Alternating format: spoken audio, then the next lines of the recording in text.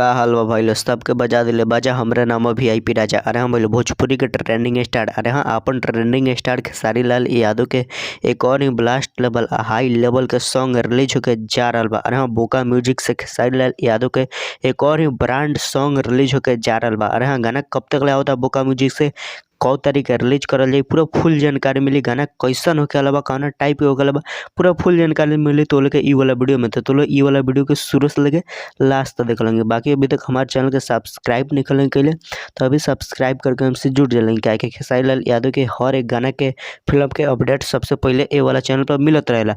तो लोग सब्सक्राइब जरूर कर लेंगे। तो भाई लोग तो लोग बता दें कि हम खेसारी लाल यादव के जो गाना रिलीज हो रहा तो वो बहुत ही अच्छा रिस्पॉन्स मिला था। और भाई लोग एक दिन हो गया आज रिलीज भैला, मतलब ना सॉरी आज 2 दिन हो गया रिलीज भैला और 2 दिन में 5 मिलियन प्लस व्यूज चल गल बा। हाँ भाई लोग तो बहुत अच्छा बहुत ही बेहतरीन रिस्पॉन्स मिल रहा बा। और हमारा लागत है कि हाँ खेसारी लाल यादव के ये वाला जो गाना बताओ पर मतलब 100 मिलियन प्लस व्यूज पक्का बकाए कि जवना टाइप के वाला गाना हारमोनिया का एक गाना का टाइटल बा और बहुत ही अच्छा रिस्पॉन्स मिल रहा बा खेसारी लाल यादव के गाना पर।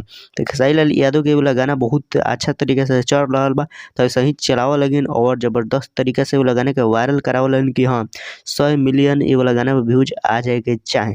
और भाई लोग तो लोग बता दी कि हाँ खेसारी लाल यादव के बोका म्यूजिक से कौन सा गाना आ रहल बा। तो भाई लोग देखल खेसारी लाल यादव के बोका म्यूजिक से ठंडी आ रहे हाँ स्पेशल ठंडी सॉन्ग हो सकता है। सुने में आयल कि हाँ स्पेशल ठंडी सॉन्ग हो सकता है। लेकिन भाई लोग डेट कन्फर्म हो गल बा रिलीजिंग डेट।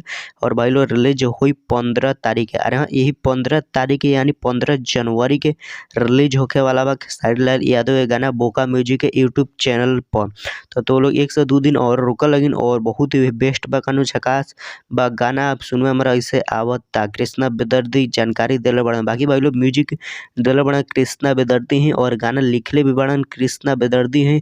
और बोका म्यूजिक पर मतलब खेसारी लाल यादव के अमीन के पीरियड में गाना लगा तो बहुत ही ब्लास्ट बहुत ही हाई हिट भल का। तो ये भी गाना आई तो पूरा ब्लास्ट बम्पर हिट हुई। और भाई लोग तो लोग कुछ देर और इंतजार कर लेंगे मतलब कुछ दिन और इंतजार कर लेंगे। और बोका म्यूजिक से खेसारी लाल यादव का गाना आवे वाला बा तो जरूर सुनिए लाइन का कि खेसारी लाल यादव के वाला स्पेशल ठंडी सॉन्ग होके वाला बा और बहुत ही बेस्ट बा बहुत ही झकास बा। और सुने बा कि बहुत ही हाई बजट के साथ बा। तो भाई लोग ये रहा के खेसारी लाल यादव के अपडेट जानकारी।